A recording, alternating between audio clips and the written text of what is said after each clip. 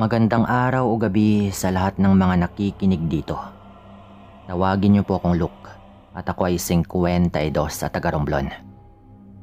Gusto ko lang ding magbahagi sa inyo ng aking karanasan na hindi ko makakalimutan sa buong buhay ko. Sa totoo lang po, hanggang ngayon ay hindi ko pa rin maiwasang kilabutan tuwing naaalala ko yung mga naganap nang makaengkwentro nga namin yung grupo ng mga aswang sa isang liblib na probinsya parteng Romblon. Nasa high school pa lang ako ay mahilig na ako sa iba't ibang uri ng baril mula sa mga pistol hanggang sa mga rifle na palagi ko nga pong nililinis dahil isa pong pulis yung aking ama at meron din po itong mga baril at tinuruan po niya akong linisin yung mga ito. Siya nga yung nagmulat sa akin ng ganong larangan kaya naman pumasok nga ako sa pagiging isang sundalo nang matapos ko yung aking schooling. Nasa ika-7 taon ko na nga po sa serbisyo noon at naka-assign nga ako noon sa Romblon. Hindi ko na lang babanggitin yung eksaktong lugar upang makaiwas na rin sa kung anumang mga negative na komento. Meron pong ulat noon na may mga namataang grupo ng rebelde na nanununog umano ng mga kabahayan doon. Wala rin silang awa sa mga residente ng baryo na kanilang sinasalakay. Napakabrutal ng kanilang tirada sa mga inosente. Kaya naman labis nga na naalarma yung lokal na gobyerno doon at tumawag ng tulong sa pinakamalapit na kampo ng mga sundalo, kung saan nga yung grupo namin. Nang matanggap namin yung report, agaran nga kaming pinag-combat ready ng aming mga opisyal dahil sasabak nga kami sa isang madugong engkwentro kung magkataon. At dapat namin silang tugisin sa lugar kung saan nga sila gumagala at nagpapalaganap ng takot sa mga tao. Nang makapag fully gear up na nga po kami at saka na rin kami naghandang umalis. Binubuo kami ng 6 sa grupong yon. At halos lahat po ng naroon ay batikan na at veterano na nga sa mga laban. Kumbaga kami nga yung best of the best sa lugar na pwedeng ipadala sa laban dahil mataas po yung rating na magiging maayos yung aming misyon.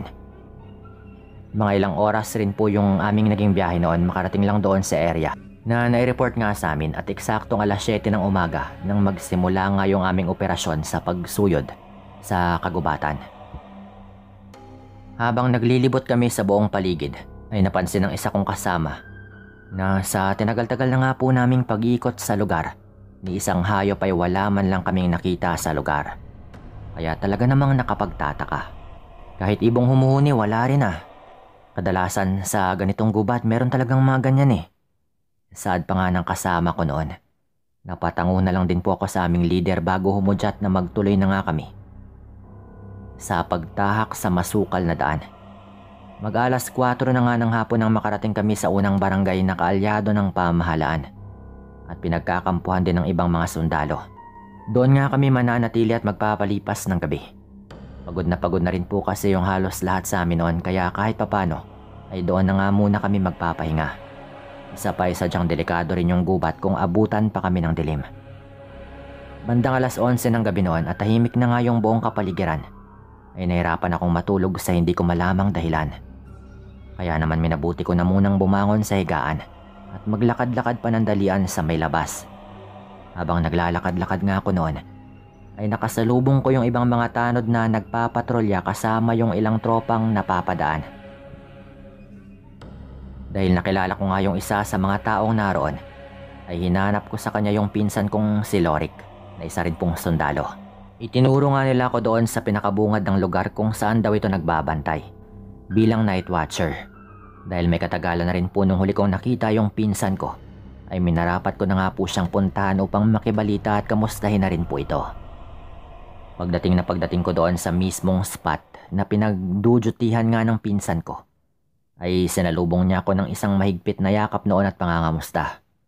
Tuwang-tuwa naman ako noon dahil sa wakas ay nagtagpo na nga rin kaming dalawa. Napasarap nga yung kwentuhan naming dalawa at hindi ko na namalayan yung oras at mabilis na lumipas. Bandang alas 12 na rin po nung maisipan kong magpaalam na nga kay Lorik. Papaalis na nga ako noon nang bigla kaming makarinig ng ingay sa gawi ng kakahuyan na para bang may kung sinong taong naroon. Kaya naman dali-dali akong yumuko noon at baka paputukan nga nila kami. Rek, rebelde ba? Nagtataka ko pa nga pong tanong noon sa pinsan ko. Dahil sa ginawa ko ay bagyang nagtawanan yung grupo niya. Dahilan upang magtaka nga ako kung bakit ganoon yung kanilang naging reaksyon. Hindi mga rebelde yan, oy. Mga aswang yan. Saad pa nga po niyang isa na parang nagbibiro. Aswang? Hindi ba't mas nakakatakot yan kaysa sa mga rebelde? Kung totoo yung mga yan. Muli ko namang tanong noon na medyo natatawa. Inalalayan nga ako ni Lorik sa pagtayo ng mga sandaling yon at may tinuro sa akin na dapat daw pagpukosan ko. Naagaran ko rin namang ginawa. Magkahalong tuwa at kaba yung naramdaman ko ng mga sandaling yon. Dahil ito nga yung unang pagkakataon kong makakita ng isang tunay na aswang. Sa tagal ko na nga rin po sa serbisyo. Maraming aswang dito sa gubat. Pero wag kang mag-alala. Takot yung mga yan sa matataas na kalibre ng baril. Hindi sila sasantuhin itong mga baril. O totoong mabilis sila. Ngunit para lamang yun sa mga pistola na kaya nga nilang iwasan. Yung mga mabababang kalibre. Pero kapag mga ganito tulad sa hawak ko, hindi nila to kayang ilaga ng ganon-ganon lang. Sambit pa nga po ni Lorik noon. Sa pagpapaliwanag na yun ni Lorik, ay unti-unti ko na nga pong naintindihan yung lahat ng kanyang mga sinasabi tungkol sa mga aswang na naroon. Sa pagtatansya ko, ay talagang marami po sila. Anong ginagawa nila dyan sa baba? Bakit paikot-ikot lang sila dyan? Tanong ko pa nga po noon. Sa totoo lang, kaya nariyan yung mga demonyong yan ay naghihintay sila ng mga taong lalabas o maliligaw upang mabiktima. At kapag napagawi ka doon na hindi ka handa, magugulat ka na lang at hihilahin ka nila upang biktimahin at pagsasaluhan ka nila. Kaya nga nagpapastation dito yung opisyal namin upang lumit yung espasyo nila at matakot. Muling pagpapaliwanag pa ni Lorik sa akin noon. Umudyat naman yung isang kasama nito. At tumango naman si Lorik sabay nagpaputok ng isang beses. Bilang panakot sa mga nilalang na naroon at nagtatago. Rinig na rinig kong tila nagtatakbuhan yung mga ito papalayo. Dahil sa nakakabinging ingay na umalingaw-ngaw sa buong paligid. Muli nagpasintabi nga ako sa aking pinsan noon at mga kasama nito bago bumalik sa aming tinutulugang bahay. Ayon sa kanila, kapag narinig naman daw yun ng kanilang mga ibang kasamahan sa malapit, alam na raw nila yon. Dahil madalas naman daw yun nilang ginagawa. Medyo kinabahan rin po ako noon sa mga nilalang. Kaya medyo mga 3:00 na rin po yata ako noon bago nakatulog. Dahil iniisip ko pa yung tungkol sa kanila. Kinabukasan, mga 8:00 na nga po kami umalis doon sa maliit na baryo upang tumuloy na nga sa aming misyon. At ito nga yung tugisin yung mga rebeldeng naghahasik ng kaguluhan sa lugar. Maghapon na nga nung sinuyod namin yung lugar kung saan daw huling namataan yung rebeldeng grupo. Pero wala kaming nakitang mga bakas kung saan nga sila maaaring nagpunta. Patungo na nga kami sa susunod na barangay naming kaalyado. Nang mga bandang 6:00 nga ng gabi. At medyo maliwanag pa naman ng mga sandaling yon. Nang mapadaan naman po kami sa isang butas noon. Dalagpasan na nga po sana namin yon. Nang makarinig naman kami ng kung anong mahinang ungol na nagmumula doon. Na para bang may humihingi ng tulong. Inutusan po ni Chip noon yung isa sa amin na sipatin nga kung anong meron doon sa butas na yon. Ilang sandali pa tinawag na nga kami ng aming mga kasama upang tignan kung ano nga ba yung naroon. Ilan sa mga kasama ko yung napasuka dahil sa hindi nila kinaya yung senaryong aming nakita.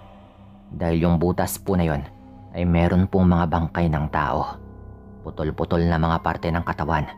At nagkalat sa buong lapag yung malansang dugo ng mga taong nandoon. Nang mapansin ng isang tropa yung isang survivor, agaran po niya itong nilapitan upang kausapin. Pero hindi kami nakakaintindi ng lokal na lengguwahe nila doon. Kaya naman hindi namin alam yung itutugon sa kanya. Maya-maya ay marahang nagsalita yung lalaking yon at ibinalong sa tropa na ganito, "Umalis na kayo dito. Nariyan na sila." Bulong pa nga po nito. Napakunot naman yung noon ng katropa namin dahil hindi nga niya naintindihan yung ibig sabihin ng lalaki. At maya-maya ay meron kaming narinig na magkakasunod na putok ng baril malapit sa lugar kung saan nga kami naroroon.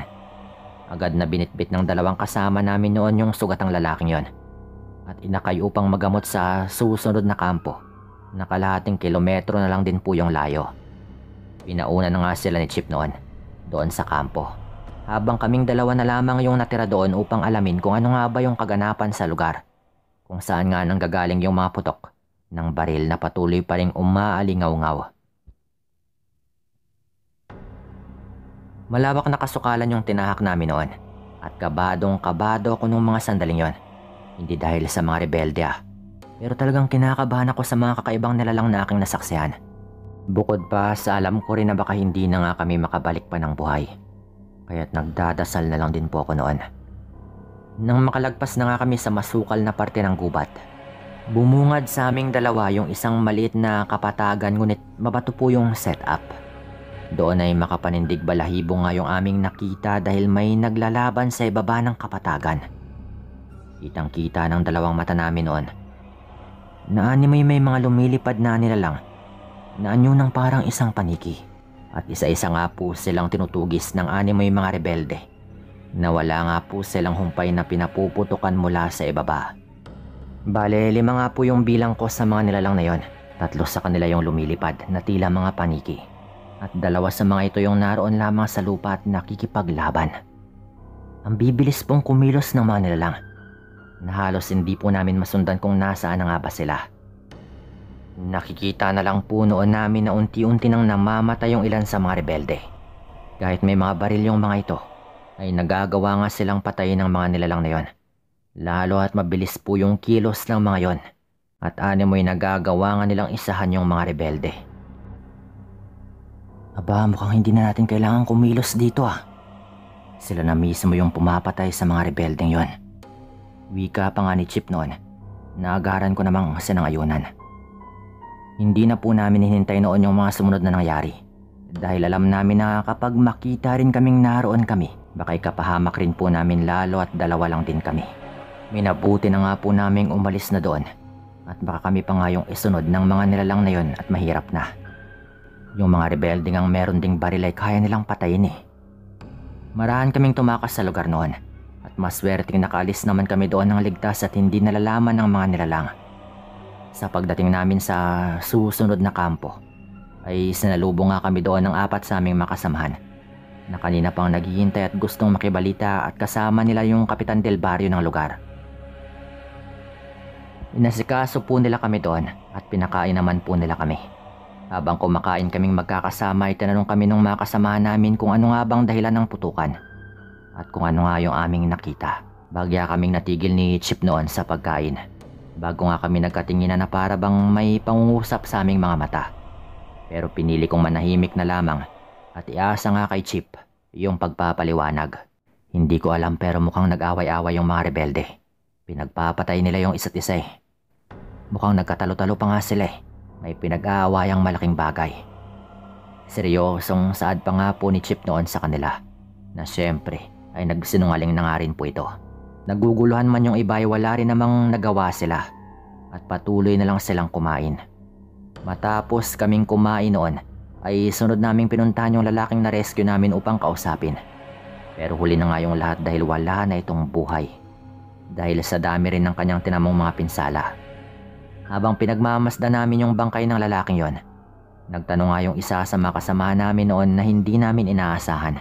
Chip, kung sinasabi mong sila yung nag-unsehan, bakit punong-puno ng kalmot at para bang makagat yung katawan ng lalaking yon? Iba pa yung nakita naming mga putol-putol na katawan ng tao kanina. Ano ba talaga yung nangyari sa mga rebelding tinutugis natin? Seryoso pa nga po nitong tanong. Kahit na ganun nga yung senaryo sa grupo, nanatili pa rin tikom yung bibig namin noon at pinanindigan nga namin yung unang dahilan na kanyang sinabi sa aming mga kasama.